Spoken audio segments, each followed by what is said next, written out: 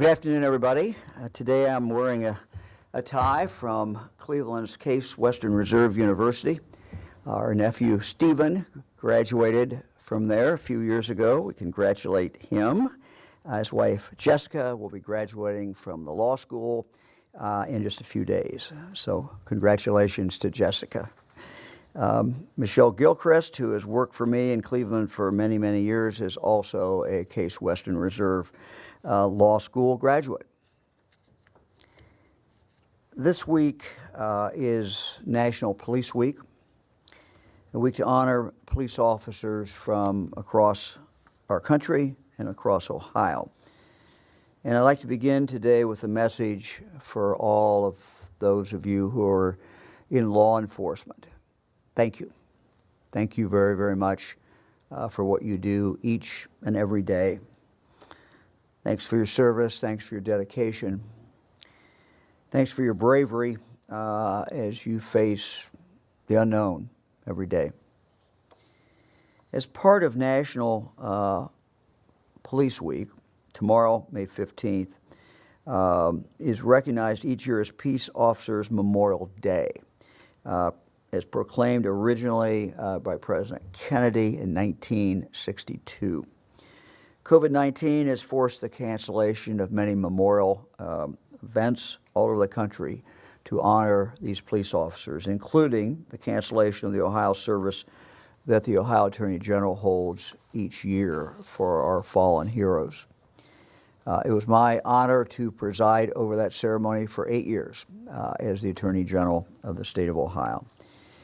And today I think we should take a moment to remember those killed in the line of duty this past year. Officer Dale Woods of the Colerain Township Police Department. Detective William Brewer of the Clermont County Sheriff's Office. Detective George Del Rio of the Dayton Police Department.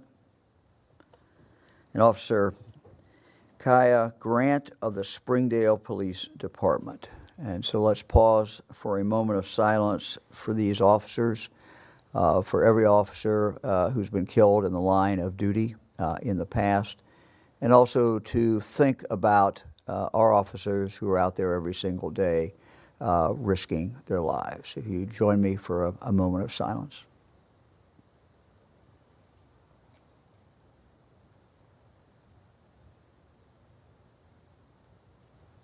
Thank you. Yesterday, Fran and I traveled to Circleville to attend the funeral of our longtime friend, former Sheriff Dwight Radcliffe. When he retired, he was the longest serving sheriff, not just in Ohio, but in the entire country. Sheriff Radcliffe really was a sheriff's sheriff. He was someone who had great people skills, knew how to size people up, knew how to treat people the right way, had the dogged determinedness of a law enforcement officer to follow the case wherever the evidence took it, and just had really the skills, all the skills of a great, great sheriff. He was a personal friend of mine, personal friend of Fran's.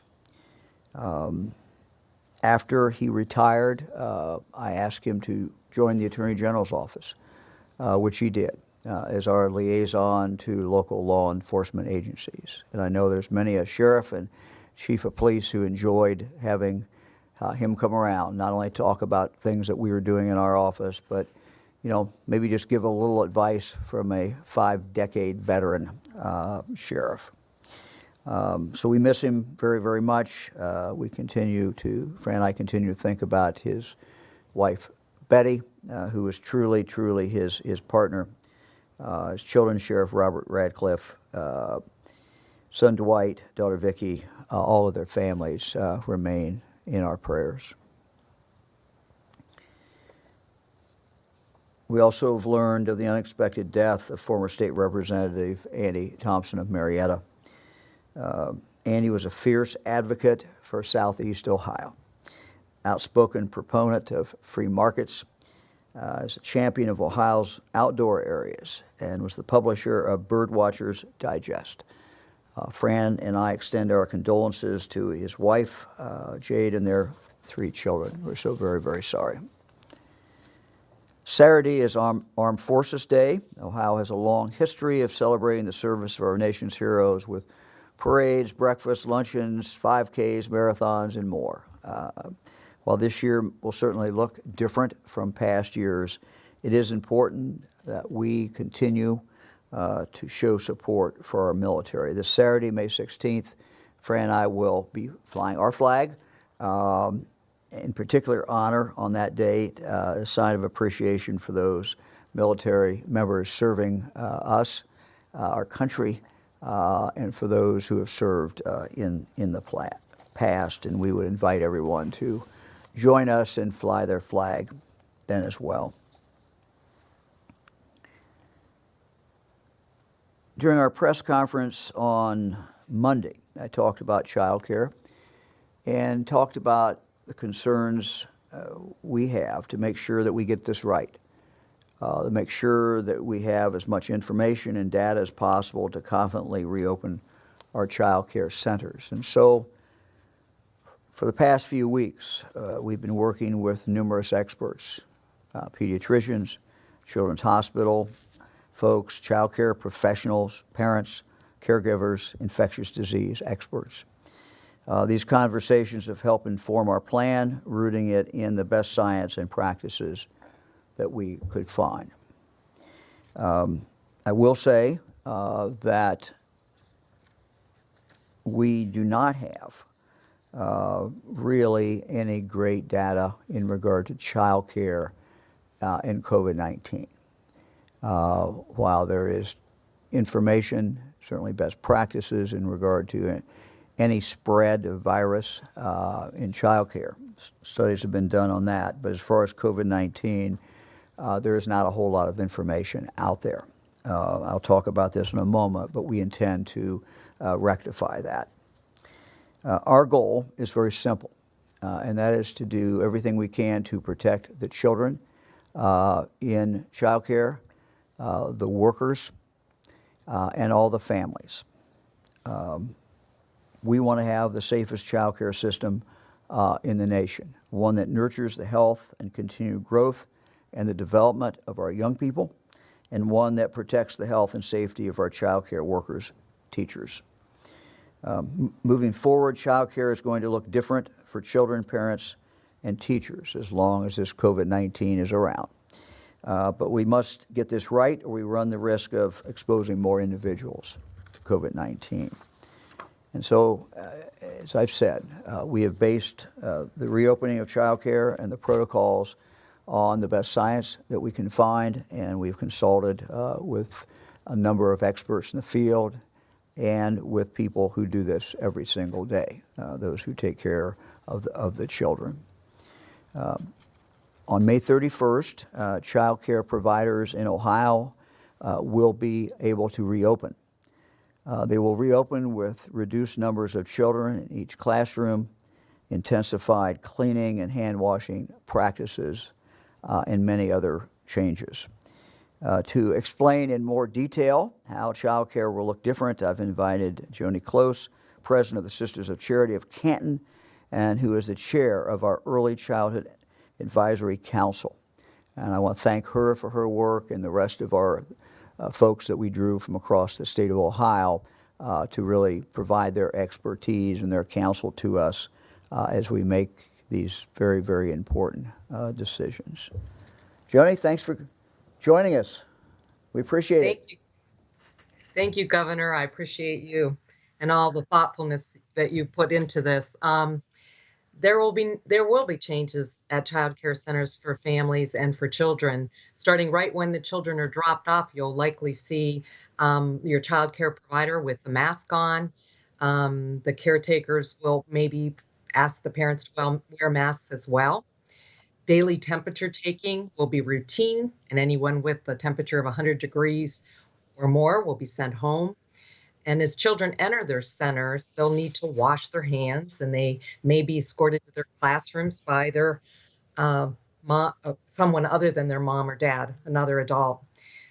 Classroom group sizes will be smaller, as you mentioned. For preschool and school-age children, there will be a maximum number of 9 children in a classroom. For infants and toddlers, there will be a maximum of 6 per classroom. And of course, summertime, we always look forward to field trips. Unfortunately, those won't be able to be held this year. There will be playground and outdoor activities, but again, a lot of sanitizing in between each group. So cleaning is the word of the day. Childcare providers will be cleaning toys after each use, wiping down surfaces and any common areas. And centers, of course, will have to undergo rigorous cleaning at the end of each day.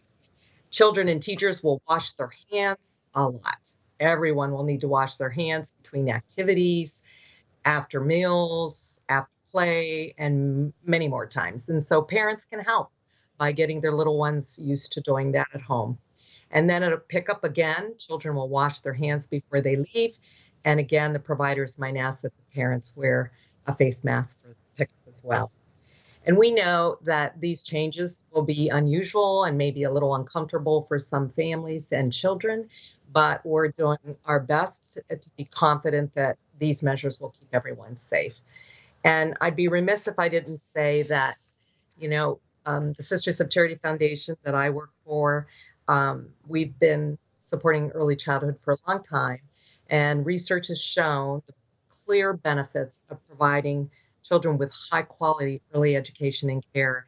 And now more than ever, I want to express my thanks and recognition to the childcare providers, the teachers, and the administrators for their care of our children and for their support of the families and for the important place that they hold in getting our economy back. I am grateful to Ohio for your investment in quality early childhood, future and past. And I'm confident that our child care providers are up to the task and that they'll do everything they can to protect and serve the children and the families that they serve. Thank you, Governor, so much. Joni, thank you and the rest of your group for doing this. We're very, very grateful. Thank you very much. You're welcome. Thank you so much.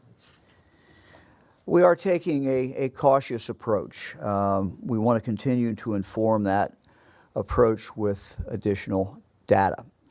The reopening of childcare, just like so many other things that we're doing, we're really doing for the first time. There's really no playbook out there for this. There's no playbook for conducting childcare, such an essential thing, so very, very important. But there's no playbook for conducting it really during a pandemic such as we have today. So we will be continuing to monitor how things are going. We will learn as we go forward. We may make changes as we go forward. We are starting this off, we think, on the right foot. We think we have the right protocols, but there is additional information that I'm sure we're going to continue to see and continue to learn, and so there will be changes made as we move forward. We will be conducting a research project to study best practices for controlling the spread of COVID-19 in child care settings. This study will make Ohio, I think, a leader in reopening child care and how we conduct child care. As we gather more and more data from the study, it will continue to inform our decisions. And there will be things that we learn as we move forward. As we have talked about before, we're still learning things about this virus. There are a lot of things that we do not know. That information will also continue to inform what we do. We know that Ohio's child care providers will need assistance as they reopen. We have more difficult standards to meet. The cleaning, et cetera, will certainly involve a cost. The shrinkage of the classroom size as far as the students, certainly that does not come without cost. To take care of that, Ohio is going to utilize more than $60 million of Federal CARES Act funding to pay Ohio child care providers, family child care centers, and both publicly funded and private providers to help fund the safety measures and the reduced class sizes. More information will be posted on the Department of Jobs and Family Services website soon. Now for some additional openings is the Lieutenant Governor, who will have some other announcements to make. Thank you very much, Governor. I did want to echo one thing that the Governor said about a mutual friend of ours, Andy Thompson, former state representative, who passed away unexpectedly. Andy was a passionate advocate for his community and a strong advocate as of late for the Shale Crescent, making sure that we created jobs and opportunities down in southeast Ohio. So just wanted to send my condolences and prayers to his family and those who loved Andy. Governor mentioned reopening updates. We have several of them today for you. I've mentioned that May is sort of moving month. We're opening a next chapter in our response and reopening phase. We always, in everything we do, are trying to seek that balance between the health concerns that exist and also the economic and societal realities that we all confront several months into this pandemic. What we are announcing today is based on the feedback from our advisory groups that we had.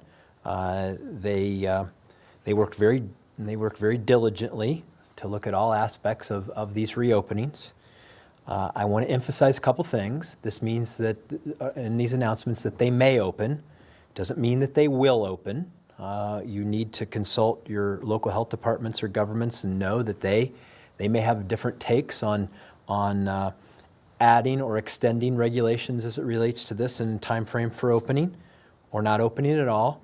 But they cannot shorten this time frame or they cannot lessen the standards. Governor mentioned daycares, and right along with daycares are day camps. We know that day camps are an important part of the child care conversation as well. Families want to plan for summer work and summer activities, and day camps will open the same day as daycare on May the 31st.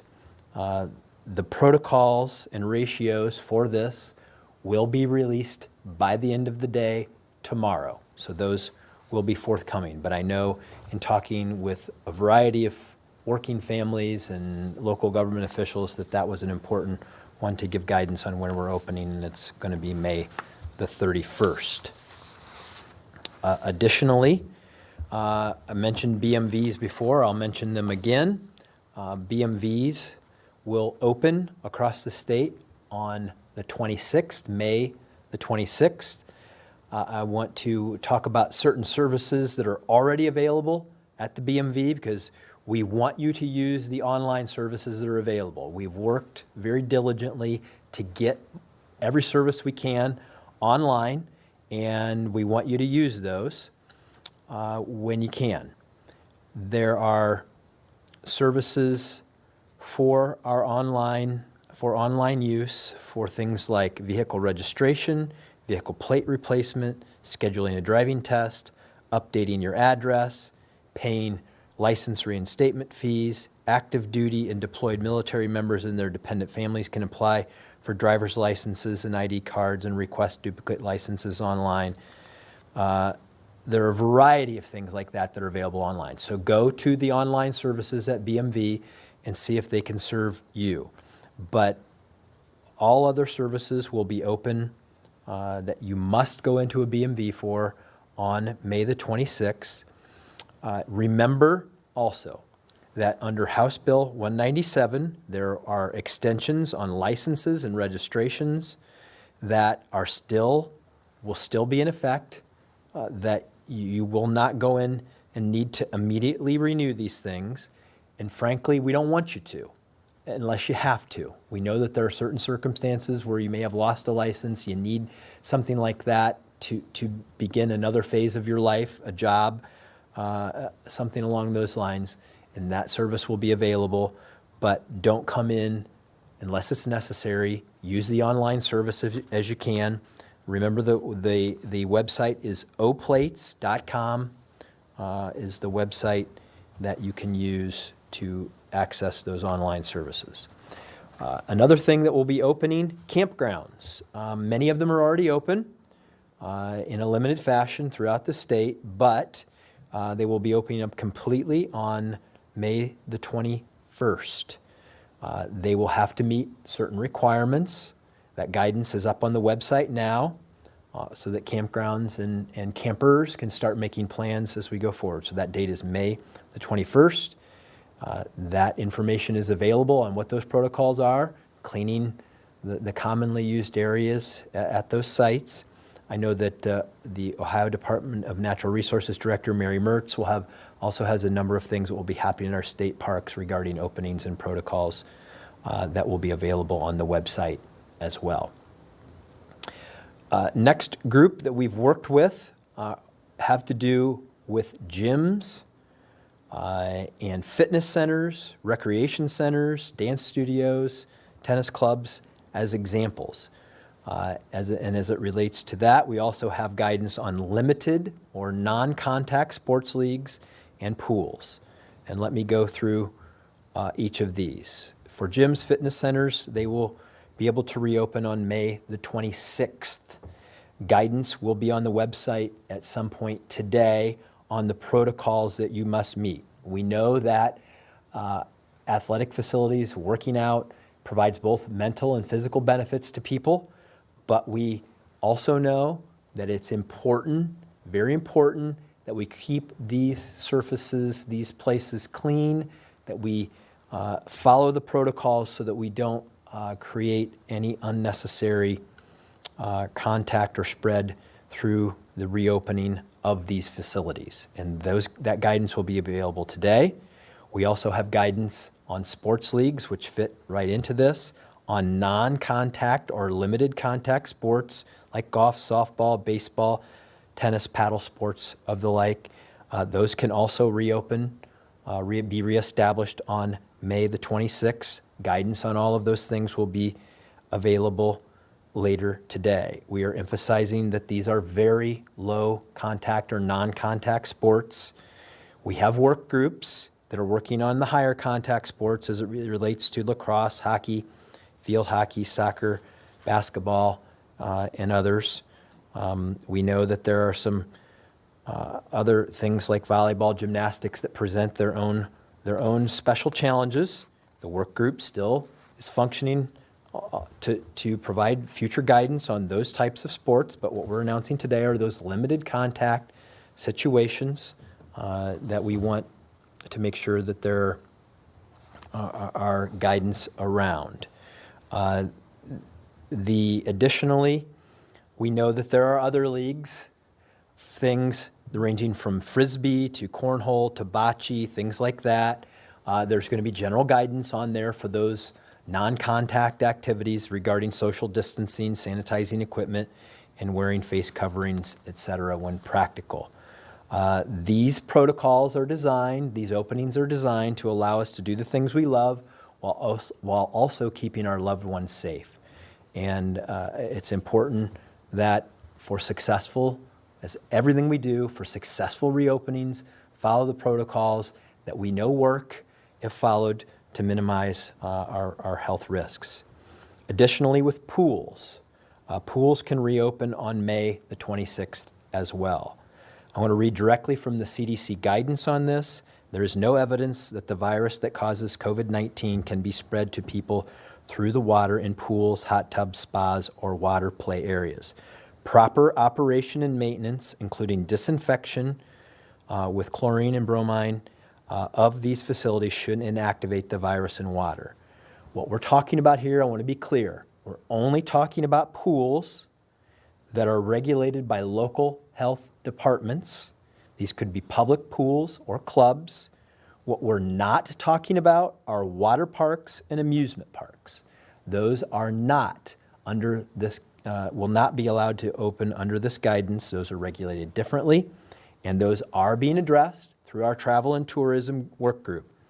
So they're not forgotten, but they're not on this list for opening. We remind in these situations that individuals should continue to protect themselves, practicing social distancing and good hygiene, and the additionally ensuring water safety quality for the owners and operators in community pools is important. That you follow these guidelines that are being put in place, and always the interim guidance for businesses and employers on safe workplace environments. That guidance on pools will be made available later today on the coronavirus website under reopening. And then finally, horse racing can resume on May the 22nd. Guidance for those activities have been approved by the Racing Commission. They worked through the Racing Commission to make sure that these activities can take place, but spectators will be prohibited. No spectators.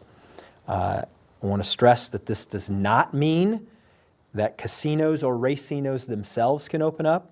We're only talking about the agricultural aspect of this with horse racing, no spectators. This, I know, is an important priority in the agricultural community, and the Racing Commission has provided guidance that will be added to the website. Emphasizing again, these things may open on the dates described, does not mean that they will open, and does not mean that local governments or others might not add additional guidance on this. And all of this guidance will be up on our coronavirus.ohio.gov website by the end of the day tomorrow. Much of it will be up today. All of it will be up by the end of the day tomorrow. Governor, thank you. Governor, thank you very much. Dr. Acton. Thank you, Governor. Hello, everyone. Good afternoon. I'd like to start with sharing some numbers, and then we're going to talk a little bit more about childcare. So first of all, we do know now that we have 26,357 reported cases in the state of Ohio. Overall in the U.S., we actually have 1.4 million cases. And unfortunately, our deaths increased in the last 24 hours by 51 to be a total of 1,534 deaths in the U.S. right now, are 84,000. Next slide. Not a lot new here in terms of our demographics on this. Total tested in Ohio, 231,000 and above. Still seeing this this disparity a little bit more toward cases being diagnosed as male. Next slide. Our trends are fairly plateaued. Still nothing that is standing out to me other than we did see an increase of 100 of our hospitalizations in the last 24 hours. And again, our testing numbers continuing to go up. I've been working quite a bit over the last 2 days with our testing team, our team of governors, and really impressed by the work that this group is doing. We'll be having more and more to share, but we're working a lot on not only our supply chain side, but actually how we implement that testing in the broadest way possible in our state, making sure that we get out into our communities where it's most needed, using our zone structure in really effective ways. So I see a lot of exciting work going on there. So I do want to take a moment to talk a little bit about our opening of childcare. And I want to say, I know this is an issue, like everything we're doing, including what the Lieutenant Governor just shared. You know, we really are digging deep on the policy on these issues, and this is an issue that's particularly near and dear to the governor's heart. Not only, we talk a lot about children and the spread of infectious disease there, but the governor is very passionate about the workers in childcare. This has been something he has led on throughout his administration. I want to say, in terms of this policy, and again, I've spent a lot of time, you know, I'm one person, I've always said this is a tip of an iceberg of hundreds and thousands of employees and then volunteers from the community are helping us set these policies. I've been so impressed. I want to just shout out Director of Children's Initiatives, Leanne Cornian, and also with her, Kara Wendt, who's the Deputy Director at JFS, our Family and Children's Services area, who works for Director Kim Hall. I also want to thank Director Stephanie McLeod from the Bureau of Workmen's Compensation, because she's really helped enable us to be able to do what the governor has asked us, which is to be a leader in how childcare works moving forward. We talk a lot about the cases. We talk a lot about deaths. But there's so much more we're trying to learn about the spread of this disease. So we are very lucky, and today I was lucky to be a part of a conversation with Dr. Walter Gilliam. He is a lead researcher over 25 years of working in the area of childcare at Yale University, who's leading a nationwide study and has agreed to help Ohio dig a little deeper into our childcare system. So we are actually going to not only work with him on his national study, but do some extra work here in Ohio. And we'll be looking at a couple of areas. We're going to look at sort of the families, the children, the workers, and the spread of disease. We're also going to try to understand better what are some of these best practices. We're implementing these new best practices. We're trying to be a leader in the country, but we want to find out which of these practices works best. So again, we're all learning in this together. I see Ohio as being a leader in the country. This is a way that we're taking a really difficult situation and trying to make it better. And one last thing, I really want to talk about the workers. Not only are we very interested in learning about them, any pre-existing conditions they have as well, but how do they go home? How do we all go from these places we come together, but go home and look into, for a worker, what does that mean for the people at home in their lives? So this is a fascinating area of research. I'm really proud, Governor, that we can be a part of that. We want to do our due diligence on all these things, but we also want to learn as much as we can for our country, but for our world, and certainly our childcare is something that's near and dear to our heart. So very excited about that work, Governor. Thank you. Dr. Acton, thank you very much. As Dr. Acton said, we're excited about the opportunity to do this study, and we're looking forward to the results that we will get back, and we think that will help inform us as we move forward in regard to child care. Ready for questions?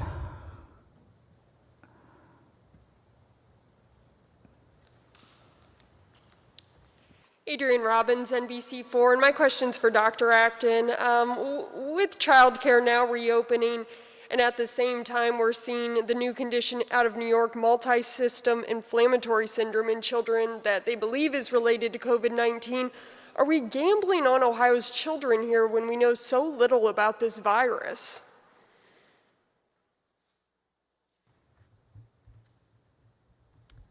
Hi, thank you for that question. So, we don't want to gamble.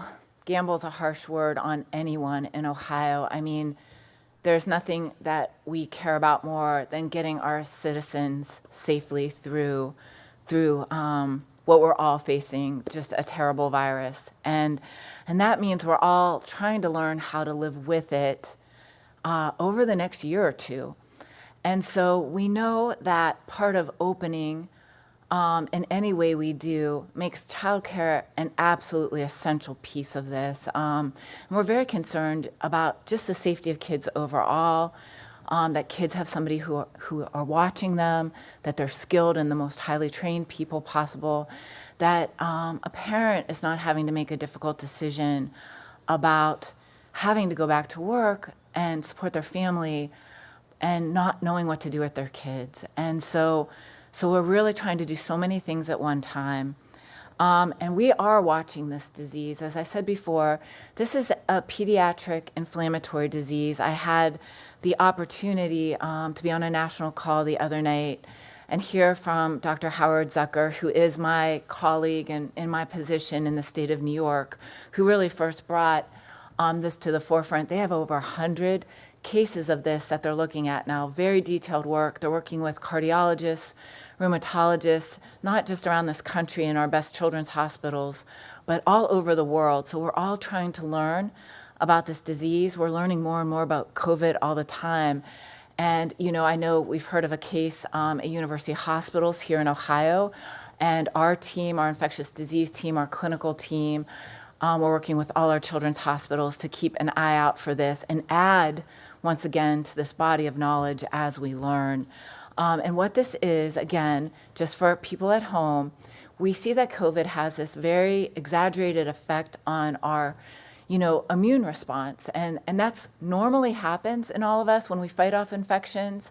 But we're seeing the effects of this inflammatory response on our body in all ages, not just children. We're seeing it in strokes and heart disease and kidney disease. But we're trying to learn more alongside all of us in the country about the impact on children. So this will be something we are keeping a very close eye on. Thank you. Thank you.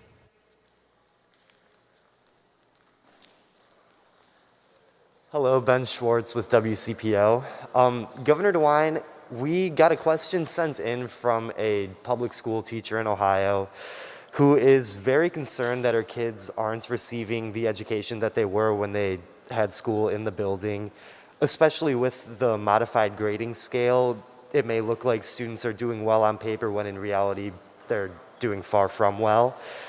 So if things are still uncertain in the fall, what can we expect school to look like, and what will we be doing to ensure that kids are getting a proper education? Well, I think we all have that concern. Since physical school has been out, but kids are still learning, and teachers are still teaching, but not in the physical space that they were before. There is a concern. I have a concern about, what these kids are getting. Teachers are doing a great job. They've been very innovative. But we do have the fact that some kids do not have internet. We've got the fact that we have 1 million Ohioans who really don't have adequate access. So that is a concern. It's a concern about if you're trying to do distance learning, and we have some kids who aren't able to get that, that is a big problem. Look, the goal is that we go back to school in the fall, but the one thing that we've learned about this virus is there's a lot we don't know, and every day, all you have to do is turn TV on, radio, read the paper, and you see how much we don't know about it. So the Department of Education has working groups made up of educators who are looking at different things, different possibilities. I know every school is kind of assessing, how it would go back to school in the fall and deal with the COVID virus, how they would come up with the best spacing, how they would stagger, maybe stagger lunch even more than it might be staggered now, how they would do different things.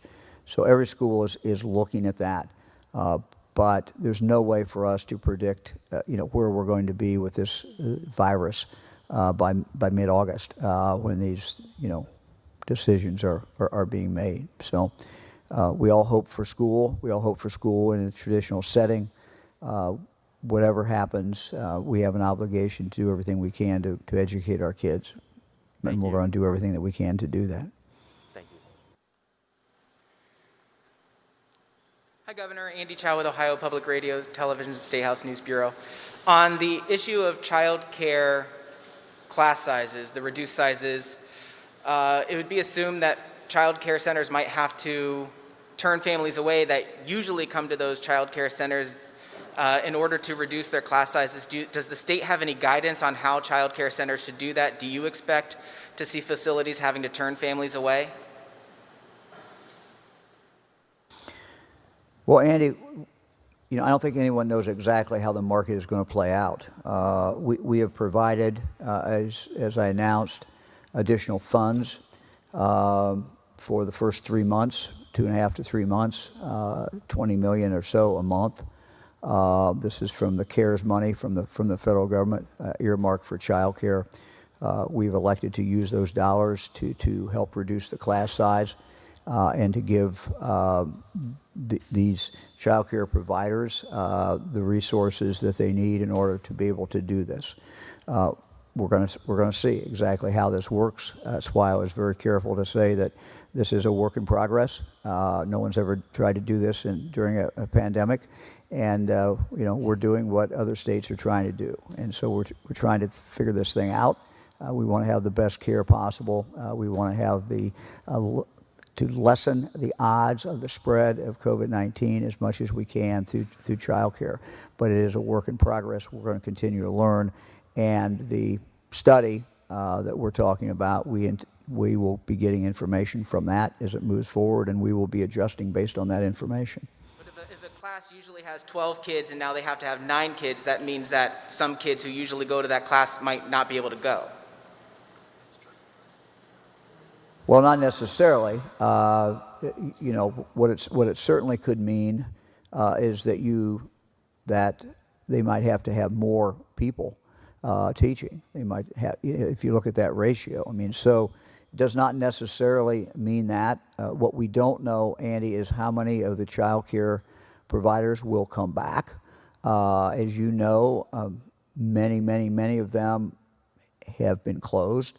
Now they're going to have to assess this and assess do they in fact reopen. We expect a number of them to reopen, but this is something we're going to have to see, and we're going to have to see exactly where we are. But we felt that it was important to do everything we could to assure parents and those who are the caregivers, those people who work there, that we did everything we can to reduce the chance of the spread of COVID-19. And to do that, we had to reduce the size. That's one of the things that we had to do. And again, more data will be coming, and we're going to make sure there is more information to come to continue to make these decisions. Thank you, Governor. Hello, Governor. Jim Province with the Toledo Blade. This is a question for you and for Dr. Acton. Early on in the crisis, you had said that you had wanted to see consistent declines in new infections, deaths, and hospitalizations before reopening the economy. Now, as we are reopening the economy, we keep talking about plateaus. Can you talk about how you've had to adjust your measurement of what success is in this crisis? Well, I think we've had success in flattening the curve, but as you point out, what we had hoped to see is not a plateau. We had hoped to see that start to go down. So we've plateaued pretty much for over 3 weeks in regard to hospitalizations and number of cases as well. So not exactly where we wanted to be, but we did not have that huge surge that we were worried about either. We are, ramping up the testing. Numbers I looked at yesterday, I think it was at 8,000 tests that actually took place. We're working really to do 2 things. One is to increase the capacity, but at the same time increase the number of tests that are actually done. That discrepancy between those 2 is really based on a supply chain, a network, an infrastructure around Ohio that we're building as we go. And, we're going to continue to build that in conjunction with the hospital. So we're going to see the testing, my point is you're going to see the testing continue to go up, which is a very significant tool. At the same time, we're standing up a significant group of people around Ohio to do the tracing. So the testing and the tracing is vitally important to keeping this virus down. It's also very important that each and every one of us continue to do what we've been doing. If you look at, I get every day, I see the traffic, literally the traffic in Ohio. You can go up online and look at other indicators that are just out in the public about movements as people move around the state. And it's pretty much what we expect. People are moving around the state more. And so it is even more important now as we open Ohio up and as people move around the state more, that they follow the best protocols in regard to staying 6 feet, at least 6 feet away from someone else. wearing a mask, doing all the things that need to be done. So a lot of things coming together. You know, one of the numbers, I'm going to ask Dr. Acton, I know she always refers to it, and I always get the name wrong, but it's basically what's replication rate. In other words, one person, how many people do they infect? As I looked at the curve the other day, we had slightly dropped below 1. So that's a good thing. We'd like to obviously get it lower. Dr. Acton, let you add to that. Thank you, Governor. And I think if we haven't yet put on our website, we can certainly start adding it here as well. The governor just referred to the R0 or RT, which is that reproductive rate, and I'll talk about it again. I think I'd like to do more educating on some of what our data means going forward, but this is about our spread. You know, with everything we've done, that spread has gone from it being 2.5, about one person giving it to 2.5 other people, and now it's about 1, and as we open up, we're going to really follow that closely.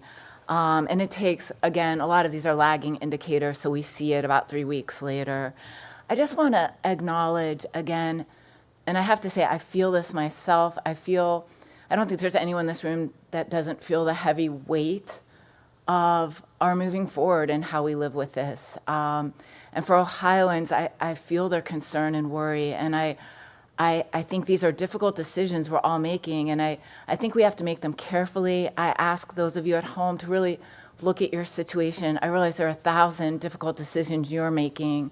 You might have a child who has asthma at home, and you're worried about going to work and whether you'll bring something home. I think we all need to really do this, move cautiously and move together. Employers, employees are trying to be as flexible as possible. We all want to admit when we're sick and stay home and get help with that. I think we want to, once again, I say it over and over, this will help us so much. It's these extra barriers. It's not doing just one of them.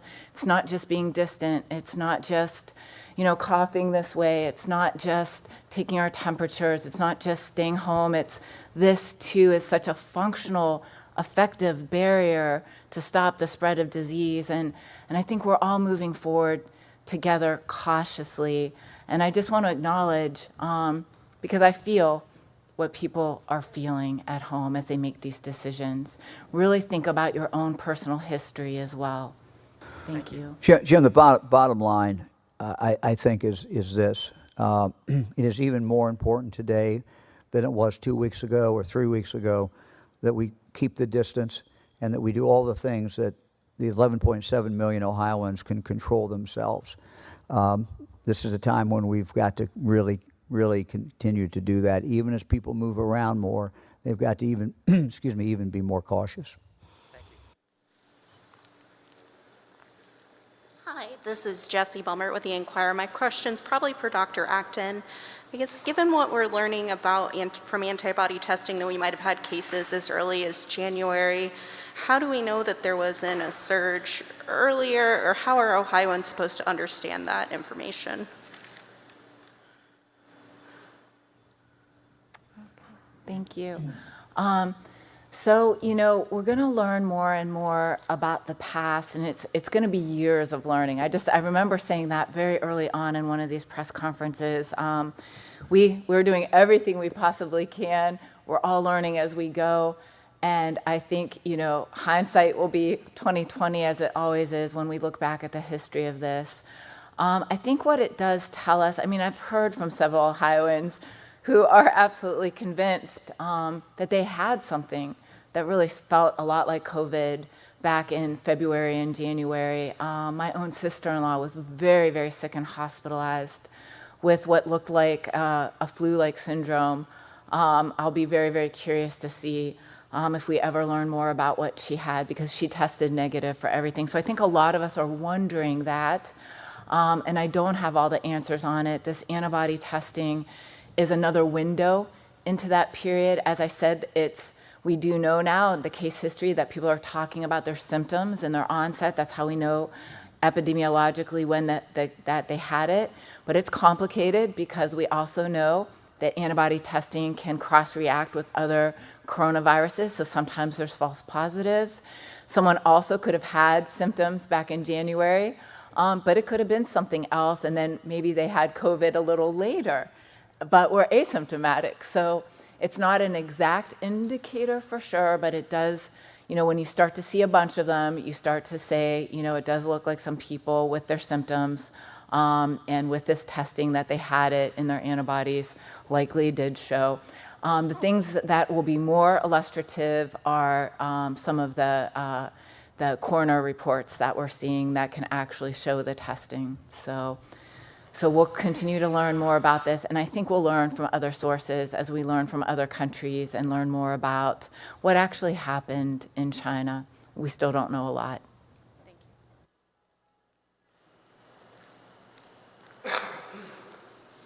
Good afternoon, Governor. Randy Ludlow with the Columbus Dispatch, and perhaps this is a question best suited for the Lieutenant Governor. We hear from Ohioans every day who want to pose questions to you through us. Among the most prevalent and heartbreaking I receive are people still frustrated with unemployment system, their inability to be paid in any timely manner. They can't contact people to check on their claims either through the phone system or any other way. I know there's been improvements made, but what could still be done at this point, Lieutenant Governor, to help Ohioans deal with that system? Yeah, Randy, I think that you've probably hit on the topic that's been the most frustrating through this process for all of us, and I certainly empathize with somebody who is in a difficult financial situation, can't get through on a phone call, can't get an answer, and doesn't know where their claim may be in the process. It's incredibly frustrating, and we've made a ton of enhancements. Director Kim Hall and her team is put, I think there's over 1,600 people working now on the call center. The website has been built out. They had to build an entirely new system to process those eligible for the 1099 CARES assistance. And I know, I look at the data every day. They've paid out over $2 billion in claims. I think the number I saw this morning was 597,000 people have been served with money that's gone out the door to them. Others are either in process but I know that there are at least 100,000 people who don't have answers that have qualified where they haven't received money yet. And I still know that there are people out there whose calls have not been heard. And to them, I tell you that we are building what we can with the technology we have and the resources we have. It's not an excuse, it's just the explanation, it's the reason. And it's not going to be acceptable until everybody can get in contact at an acceptable level, in an acceptable time frame. I can promise you that the director and everybody at the Department of Job and Family Services has been helpful, is aware of this. They're working every day to make it better, but it's not unique to Ohio. Everybody in every state's facing this, but our system is a very old one, and it is hard to update while this is all going on. But it is, I can promise all of them. I don't know anything that through this process has frustrated us collectively more than this, including the people that work there, because they get it too. I think that's important that everyone know that. The people who work there, they get it. They get the uncertainty. They get the frustration. They're trying to process all of the claims as fast as they can, to take the calls, because they have to follow laws and rules to do this for folks, to make sure that every claim, because there are a lot of people who apply who are not eligible, who are making fraudulent claims, and they have to police those as well. And so they're working through them, and they're getting better, but it's still not where it needs to be. The reassurance that I can provide is that everybody, if you're eligible for a benefit, you're going to get paid for that. Even if it takes longer than is acceptable, you will receive the benefit that you're eligible for. quick follow. You said you're Just going to... add, I feel exactly the same way John does. We're very, very sorry. We have some understanding of what people are going through. I get calls, messages from people who describe what they're going through, and that's how we can understand that. We also have people who, don't know that they're not eligible, and they find out they're not eligible, and that's difficult, I'm sure, for them as well. So, thank you. Thank you.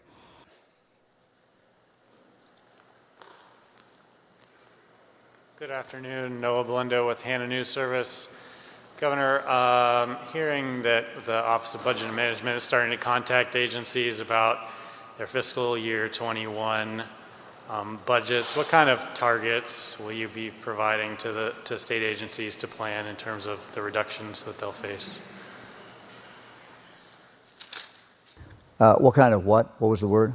Reduction targets for FY21 for state agencies. Well, we continue to evaluate this. We continue to talk to the General Assembly about that. I think you got a pretty good idea with what we did and what we had to do in this year, the last 2 months of this year that we're in. We've taken some, very tough cuts, and we're going to continue to, evaluate it. So, no specifics today on that. But if you look at the dollars that are coming in, if you look at what the projections are, not just ours or anybody else's, we are in a very difficult time. And when you have such a downturn like this, two things happen: the costs go up and the revenue goes dramatically down. So we're asking every agency, everybody to take a hard look, see where they can cut, see where they can, obtain some additional dollars to deal with this deficit. Do you know when you'll put out that number of what kind We're of charged with general- balancing the budget. We're going to do that.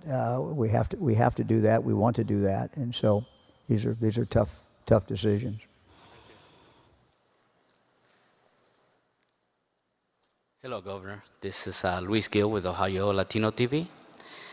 Governor, I know that opening the daycares have been one of the most difficult decisions you have made because it affects so many families. Do you have an idea how many families could be affected? Like Andy said, some families will be left out if the rooms are not big enough or the amount of kids could be taken. And have you thought of that perhaps? It's certainly not our goal to have any families left out. We also have an obligation to make it as safe as we can. So, we're going to be doing surveys right now in the next few days, trying to get an indication of how many of the providers are going to come back. Many of them have been closed, as you know, and we're going to get a better idea as the days go on in regard to exactly where we are. So we're going to adjust. We're going to do whatever we have to do, but the goal is certainly not to leave any families out. Do you see more daycares being opening and the licensing rules can be more flexible? Or perhaps have you thought of opening school facilities for daycares? I think we shouldn't make a judgment until we kind of see what the facts are. We're going to see where we are as we move forward. As I said, this is all new. We're trying to make the best decisions as we go. We also recognize that sometimes the decisions may have to be adjusted in some way, and we're very open to do that as we get different facts, as we get more information. So the idea is not to leave anybody out. The idea is to take care of everyone, but we'll see as we move forward. Thank you, Governor.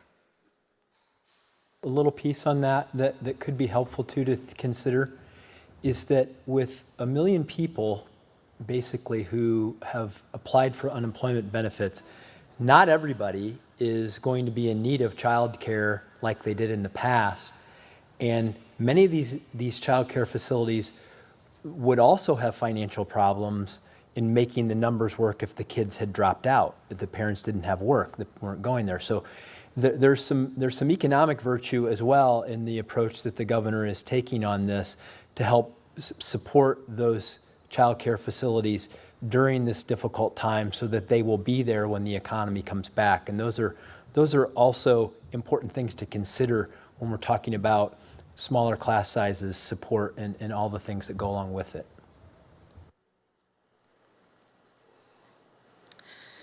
Good afternoon, Karen Johnson, WLWT in Cincinnati. I have a question from a viewer about youth sports. They can only resume if school facilities are open. So are you going to remove Dr. Acton's order which closed schools facilities through the end of June?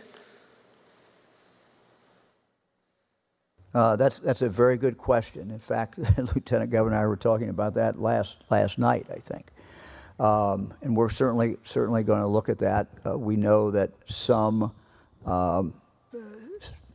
sports depends on access to school grounds, so we're looking at that, and we will be back in touch, and we'll be talking about that in the future. But it's a very good point. Thank you. Governor, you want me to add a little point to that?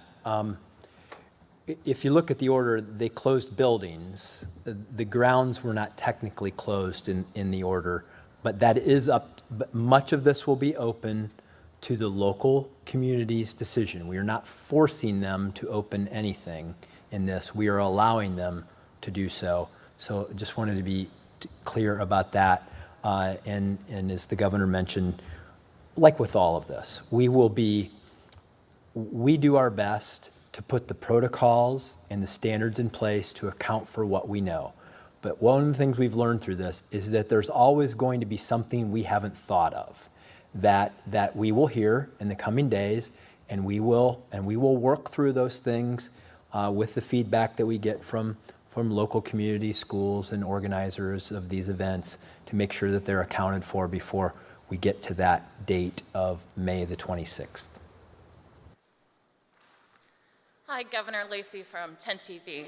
Will you keep the safer at home order in place in the 14-day self-quarantine if someone actually leaves this state? Wisconsin Supreme Court struck down their stay-at-home order yesterday. Are you concerned about an impending legal battle? Well, I've been sued a lot. I was sued a lot when I was Attorney General. I get sued a lot as governor. So that doesn't concern me. It's clear that as we have been issuing additional orders and opening things up, that we need to, rewrite the language of what was originally called a stay-at-home order. So, in fact, we're talking about that this morning. Something I intend to work on. I talked with Senate President Larry Obhoff about this yesterday.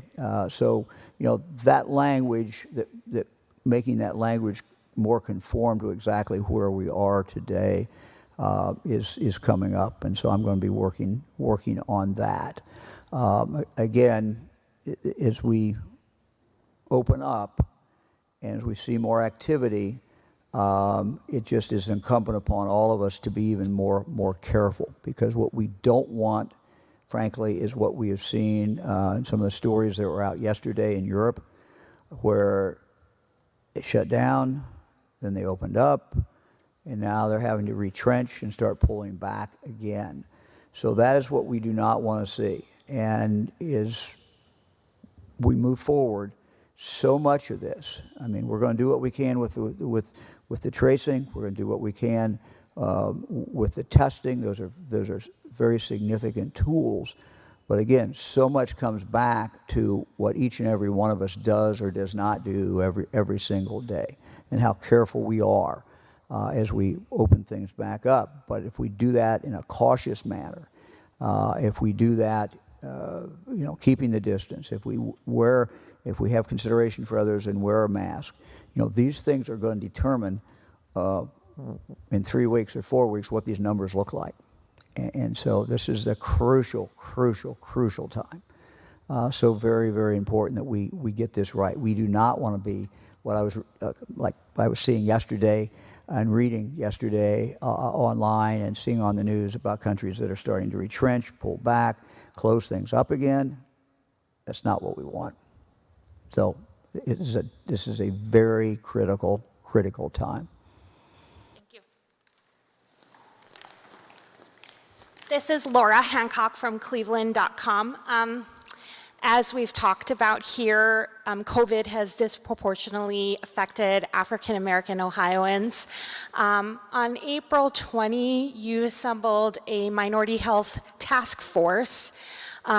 It's being led by two members of your administration, two people who work for you.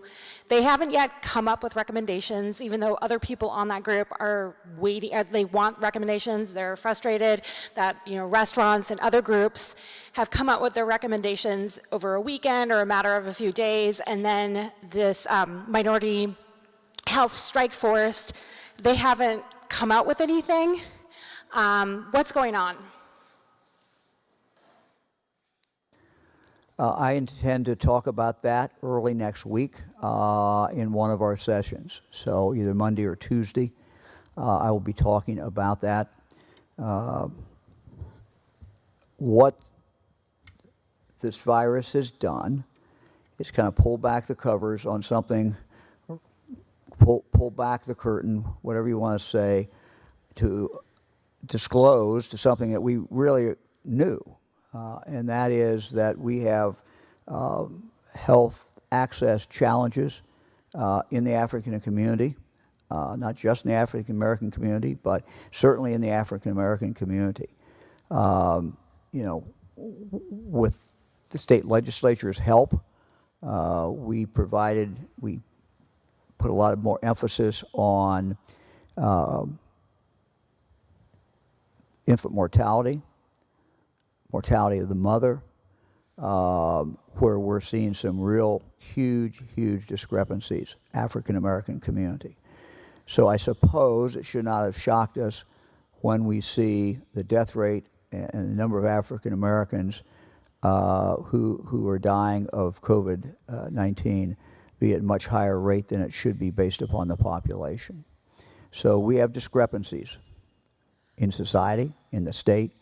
We have an obligation to do everything we can to change those underlying discrepancies, starting with access to primary care, starting with access to good health and good care. So this is something that I will be talking about in much more detail next week, and there are things that we have already started to do that I'll be talking about. I'm going to talk about some other things that we will in fact be doing. So there are tangible things that we can do, tangible things that we have started to do, and I'll be talking about that next week. Thank you. Good afternoon. Jack Windsor, WMFD TV, Mansfield. My question today is for Dr. Acton. Dr. Acton, one of our viewers asked why we're not hearing more about treatment. And the comment was that 80% plus of Ohioans won't need treatment, but for those who may, why are we not talking about things like interferon treatment as highlighted by the Stanford medical test, as well as therapeutic drugs like hydroxychloroquine, zinc, azithromycin, and intravenously administered vitamin C? And are we to assume that normal life remains under arrest until a vaccine?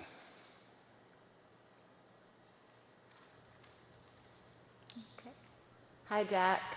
First of all, appreciate your question. We talked quite a bit about, hi, he's waving at me. We talked a lot about treatment early on, but I'd love to share more about that. And our treatments are evolving. Just this week, we received our first shipments of remdesivir, which is an antiviral therapy. A lot like Tamiflu, it doesn't keep you from getting it. It's used actually right now in the sickest of patients who are in the ICU. And some preliminary studies have shown it can shorten the course. You have probably followed the hydroxychloroquine or the antimalarial drugs we take when we travel abroad. That, unfortunately, the evidence still is not coming through on, although, again, I say all these things with, we could learn something new from the studies any day now. So there's a lot of treatment that does go on in hospitals, and it's treatment for the symptoms. So using now convalescent plasma or serum is something, and again, I'll say this to people who recovered. We do have information on our website. People can actually donate their plasma, and that is, again, convalescent serum is one of our greatest weapons right now. It's using somebody's antibodies who fought off the disease in a patient who is now fighting the disease, and that can be life-saving. Stopping this inflammatory response, there are dozens of drugs that are used by physicians to try to tamp down the cytokine kind of over-inflammatory response. We've seen that used successfully around the world. So there are, I get just dozens of journal articles every day. People are fighting tooth and nail to try to find if there is an actual treatment cure. But in the meantime, we have to treat the symptoms. And depending on where someone's course takes them, whether it's hypertension or kidney disease and dialysis, we're seeing a lot of patients on dialysis. Those are all treatments that are being employed. So it's important. We've got to fight it. And for people at home with it, they're miserable and sick, and using over-the-counter things sometimes are all they have. And I do want to say to people, the thing that worries me the most with this disease, honestly, the one that has startled a lot of researchers, is the low oxygen levels, that we can have people walking around that normally would be passed out and intubated, but we're seeing people walk in emergency rooms who are, talking just like we are, who have pulse ox readings of in the 50% oxygenation. So that is an interesting caveat to this disease. So I always tell people, if you are at home and you really see a worsening of your symptoms, do not stop, go to your emergency room right away. Thank you. Remdesivir and hydroxychloroquine both being prescribed in the state of Ohio? Remdesivir is going to be prescribed here in the state of Ohio. We just are receiving and distributing today. We've also received word that we're going to get additional shipments. Unfortunately, the first shipment was 20 cases. A case can treat, on average, 5 people. There are 2 courses of therapy, one that is a 5-day course and one that is a 10-day course. But we're hoping to receive more of that, and we're getting it out throughout the state to our sickest folks. Sorry for the camera whiplash, but this is a question for Dr. Acton as well. Tom Bosco from ABC6 here. We've certainly heard from the folks who are advocating that Ohio reopen, but a lot of polling has shown a lot of support for the orders that you have instituted and for the measures that have been taken. How do you reassure those people who support those orders that the moves being taken today are indeed safe? There are a lot of categories that were covered today and a lot of people that could be flooding back into society.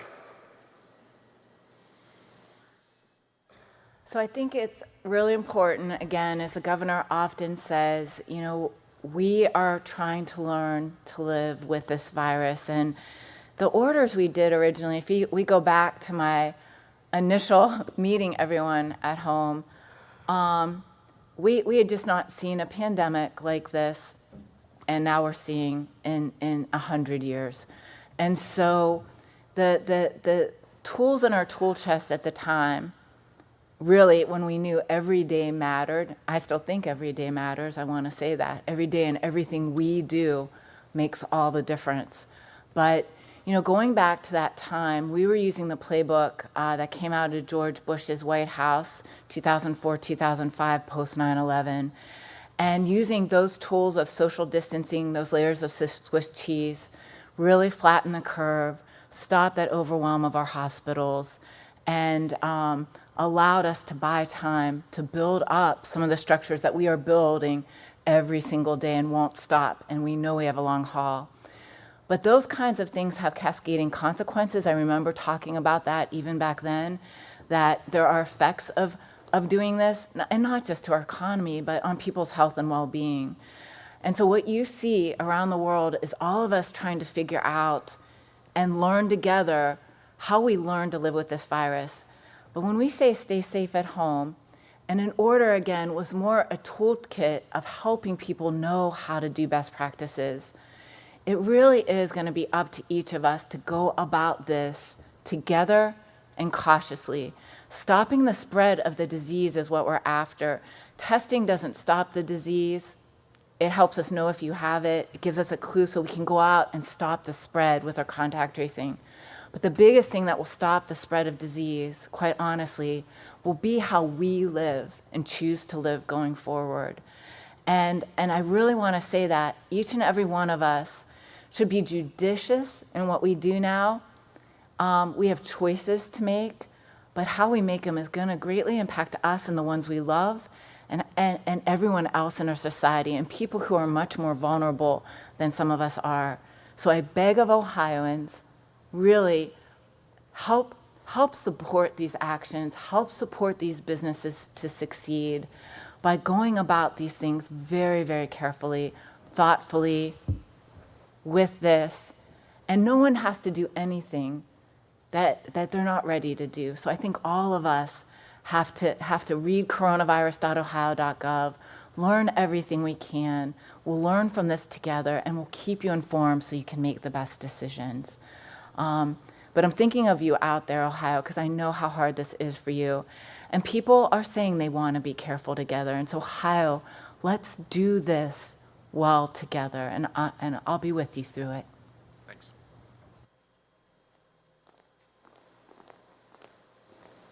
Good afternoon, Governor. It's Laura Bischoff, Dayton Daily News. Bars are going to be opening their patios tomorrow, probably including in the Oregon District in Dayton. But patrons there may also be thinking about August 4th in the Oregon District, when in 30 seconds a shooter took down 9 people and wounded dozens of others. Could you give us an update on your plans to deliver on your promise to bring effective constitutional gun reform to Ohio? Well, the things we laid out at that time are things that we should do. And, while the coronavirus has sidelined a lot of different things, that included, we're going to continue to make sure that we do the things that do in fact save lives. So this is will be a continuing discussion with the members of the legislature. Thank you.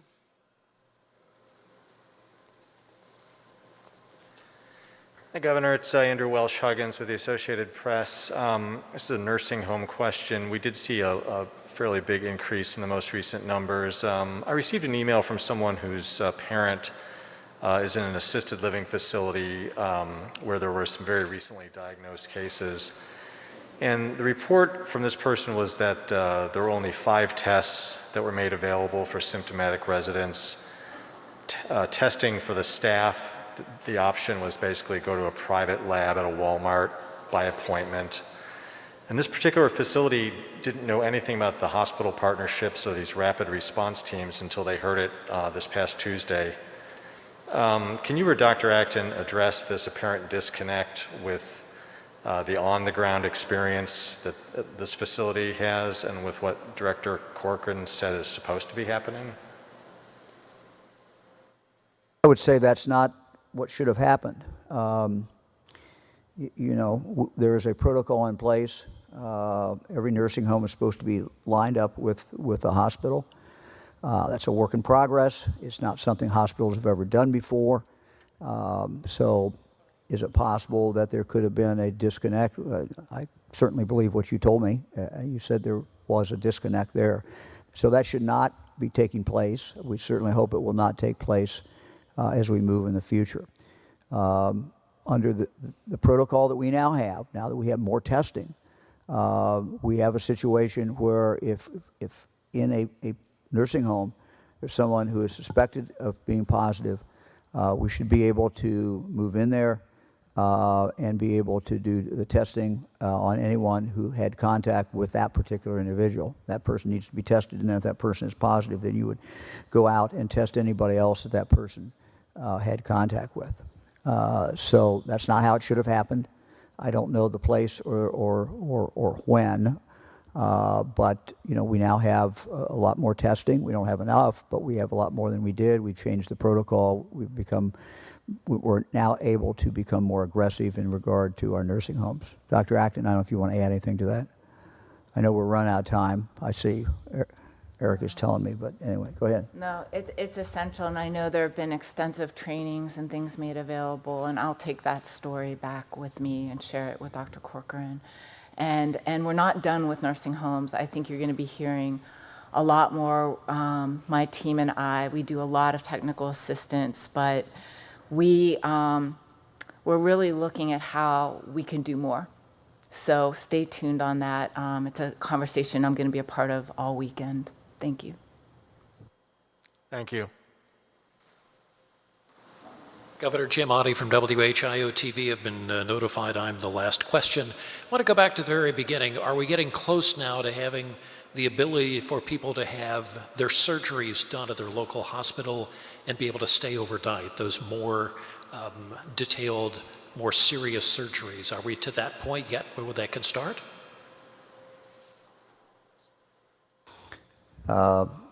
Yeah, Jim, as you know, we just really, it's been in the last week or so that we basically changed the orders. Dr. Acton changed the orders in regard to what procedures could take place.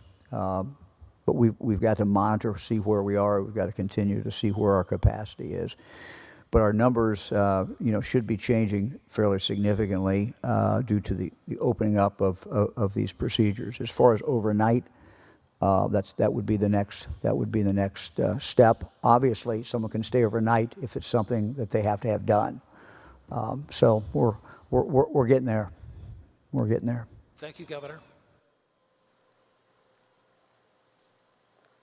Well, let me conclude, since we talked about childcare today. Thank all the childcare folks who work to take care of the kids. There's nothing more important in our lives than our children. So thank you very, very much for what you do. Those of you who will be coming back to work, thank you for doing that. Those who have continued to work, thank you as well. It seems appropriate that today, when we honor fallen police officers, Representative Thompson, members of our military, as well as my friend Dwight Radcliffe, that we play a video of the combined Pinkerton North and Pinkerton Central High School marching bands in a virtual performance of their traditional music warm-up. So let's listen to their rendition of Amazing Grace.